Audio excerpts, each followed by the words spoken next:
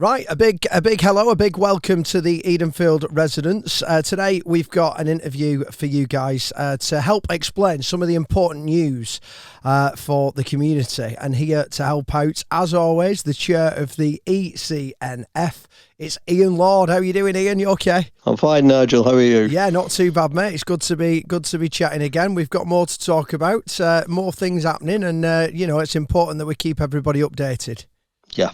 So, the Neighbourhood Forum are about to present to the community an important document. Is that right, Ian? Yes, certainly is, Nigel. We're starting a 6-week consultation on a Draft Neighbourhood Plan for Edenfield. The consultation ends on 17th of April, and we're looking for everybody's views on this so we can incorporate any changes in it before we proceed further. Right, great. Okay, so what is the neighbourhood plan then? What's the plan? Well, neighbourhood plans were brought into force in 2011 under the Localism Act as a way to give local people it gave them a process for which local people could be involved in the planning and development of their area, so we can influence the future planning and development in the Edenfield neighbourhood area as a result of having a neighbourhood plan. And why is it important to have one as well? Well, once we have an agreed neighbourhood plan, it will form part of the development plan for the area, the Edenfield area, alongside the Rosendale local plan, the most recent one, which was passed back in December 2021. Rosendale Council would make decisions on any planning applications relating to Edenfield, but they would have to take into account the policies in both the neighbourhood plan and the Rosendale local plan. And how does the plan tie into the planning process? Well, it will be any planning applications which obviously get submitted into Rosendale Council for anything in Edenfield. Mm-hmm. Would be looked at in accordance with the policies that are in the Edenfield neighbourhood plan, as well as in the Rosendale local plan. Yeah, what kind of stuff is there inside Edenfield's neighbourhood plan? Well, the main part of the plan is the policies, and these come out of the vision and objectives which were laid down first. Within the plan, there's also a lot of background detail on how the plan was prepared, the history and structure of the village, as well as the reasoning behind the vision, objectives and policies. You mentioned the objectives and the policies. What sort of things do they cover? The objectives, there's about 8 objectives, okay. And they cover things like ensuring that the character and heritage of the village is maintained, supporting sustainable development, preserving the natural environment and conserving the natural environment, making sure that facilities like the recreation ground, the cricket field are maintained, promoting and improving local services, and local facilities, community facilities, and going into things like improving pedestrian and cycling infrastructure. So those are the objectives, and from that we end up with policies which cover things like the urban boundary, housing, transport, design, infrastructure, environment and heritage. Okay, like you just did with the objectives, can you give us some examples of the policies as well then, please, Ian? Yeah, there are 27 separate policies in all. Some of the major ones cover things like that future development shall be forecast within the settlement boundary, which means not going any further into the green belt. Making sure that there's a provision for affordable housing in any future development plans. Any development should be the highest standards of design and also contribute to the character of the village. things like transport assessments, which covers the traffic issues, of which we have many in the village. But any development of these would take into account the traffic movements throughout the village and even beyond. And then we've got requirements for physical, social and green infrastructure, so that these are taken account of in any future developments. Also, any development should take into account the views and minimise, any adverse effect that they have, because this is a beautiful area and it's got some lovely views. Yeah. You briefly mentioned design there as well. Is this an important part of the plan, design? It certainly is. Yes. We work with a firm called ECOM, who are experts in experts in design codes, and they've produced a very detailed design code, which should ensure that any development is in keeping with the existing village. They did this after, quite a bit of liaison with us and with residents. So we have a very substantial document there, which should help maintain the character of the village as it is in any future development.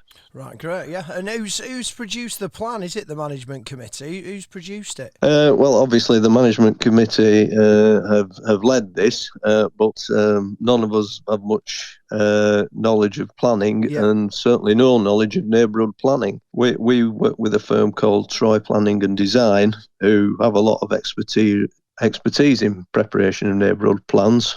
So they drafted a lot of it and advised us. And over the last 5 years, we've listened to residents. We've had online questionnaires and workshops and the drop-in consultation. And they've worked with us on that and listened to that and put these documents together. As I mentioned before, the ACOM helped us with the design code, and they drafted the design code again, but after listening to what the views of the residents. So if people want to see the plan, can they have a look at it? Yeah, they certainly can. How do they do that? All the plan documents, and in total there's like over 250 pages of it, are on the forum's website, which is www.edenfieldcommunityforum.uk.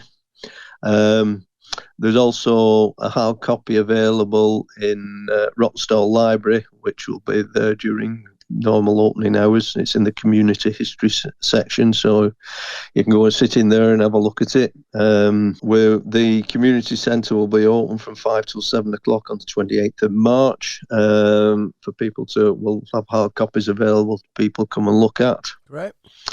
And then on the 11th of March, from 10 o'clock till 2:30, there's a drop-in event at the community centre.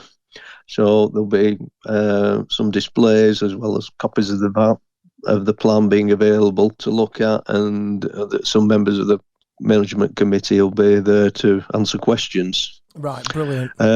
What we have done, we've recently delivered booklets to every household and business in Edenfield, which are nearly 1,000 locations. Now that summary is an 8-page booklet, which gives a brief summary of what's in the plan and explains where you can have a look at it and what you should do, and it gives an idea on who to contact if you want further information. Great. Okay. So yeah, keep your eye out for that booklet. A lot of people, well, pretty much all of you residents around Edenfield will have received one of those, which is great. Give us that website one more time in case people do want to have a look on there. All the information's on there, guys, and like Ian just said as well, at the community centre on the 11th of March. You can get yourself over there and have a look at all the plans as well, which is great. So go on. What's the website one more time? www.edenfieldcommunityforum.uk. Brilliant. Okay, so that's going to be very interesting for a lot of people to come and see what's going on and not see all these plans. What do you want our community to do next, Ian? Well, this is the important part. We want people to read through the plan and let us know what they think about it. because what we will do is we will reflect any changes that people suggest in the next revision of the plan. Yeah. There is a feedback form which asks for opinions on each policy and asks for any comments. That feedback form is on the website. It can be downloaded, and hard copies are available at the drop-in and wherever the plan can be viewed, like the library.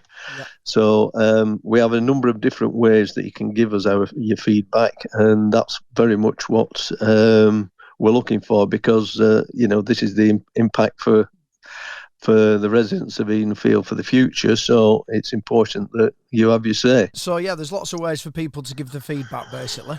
Yes, absolutely. Yes, and if you have any questions, you can email us or call us. We can let you know what you need to do, and if you have any questions on what's in the plan. Brilliant. Okay, so looking forward, obviously after the consultation ends on the 17th of April, what happens after that? Right, well, we'll take all this feedback and consider it, and make any necessary changes to the plan. After that, we have to submit it to the council for checking, to make sure that it complies with all various regulations. And the council will then do a further public consultation, which will be another opportunity for the residents to give their view on it and the changes that have been made. After that, it gets passed to an independent examiner, and who will check that it conforms with policies of both Rosendale and national planning. And the final thing is that it will go to a referendum of all the people that live and work in Edenfield.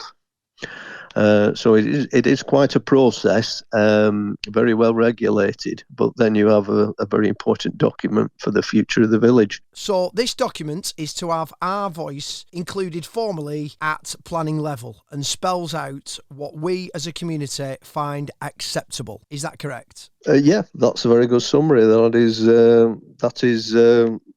is the end result. Then how does that tie into the campaign against the building of 400 houses on site known as H66, which the community and the forum are clearly dead against it? Isn't that contradictory? Well, it's not necessarily contradictory, but it's certainly a confusing aspect of all this. Okay. The release of the Green Belt and the plan to build 400 houses on H66 was part of the council's local plan, and it's in there. It's enshrined in the council's plan, and the neighbourhood plan can't change that.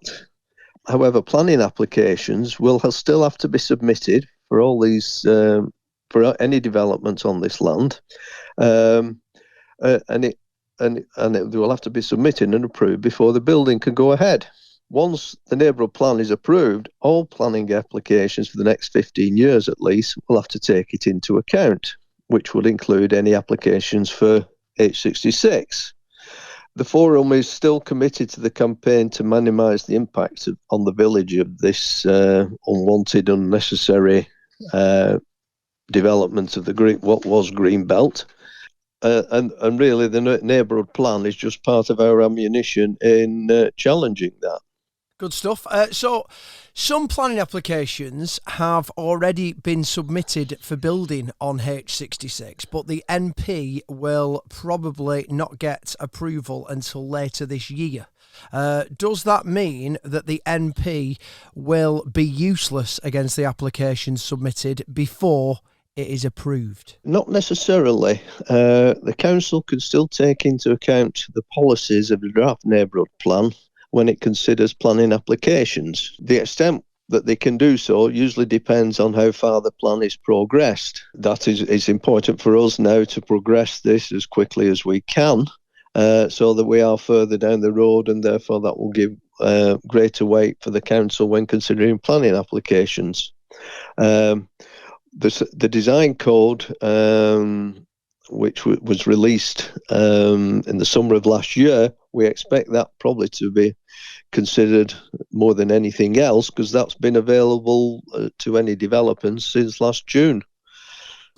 Just to summarise everything, that's going on at the minute, it sounds like there's a lot of information out there as well. Obviously, it's important, if you're listening to this, you've probably already received your booklet, but just have a little read through that, familiarise yourself with where we're up to with everything. And then I think before we go and before we wrap this up, Ian, I think it would just be a good opportunity to let people know they can see the plan again, because obviously there's a couple of opportunities to see everything and a couple of locations that you can go and see it. And I don't know, I might be wrong, but I'm thinking if you come to the community centre face to face, you've got an opportunity to speak to other residents, to speak to the forum, and just ask any questions. And sometimes it's a bit overwhelming, so to actually have it broke down for you and just basic terms so that you can understand the plan completely.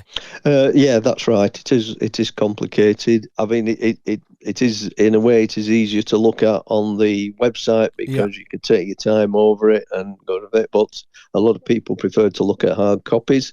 So you could always go and sit in the warm in the library and do that and fill in the form. But I say, attend one of the two events at the community centre, where and as you say, may be able to talk to some of the management committee about some of the aspects of it. But we'll also say, if you want any to talk to anybody in the meantime, just contact us through the website.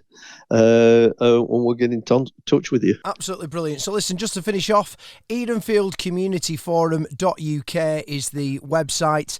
Get yourself on there, have a look. All the information that you need's on there, and important to know as well that you can interact on there as well, give any feedback, ask any questions and stuff like that. So yeah, thanks very much, Ian. It's been great having a chat and just bringing everyone up to speed with where we're up to at the minute. We'll do another one of these very soon. It's important to not just get, try and rally the troops and get people, when we need action to stand up and get involved, but also very important to just keep people updated with information of what's going on and what we're up to. Yeah, fine. Thanks very much for your help, Nigel. Thank you. Man. No Good problem. to talk to you. Yeah, no problem, Ian. See you again. Thank you for listening to this, guys. Thank you. Bye.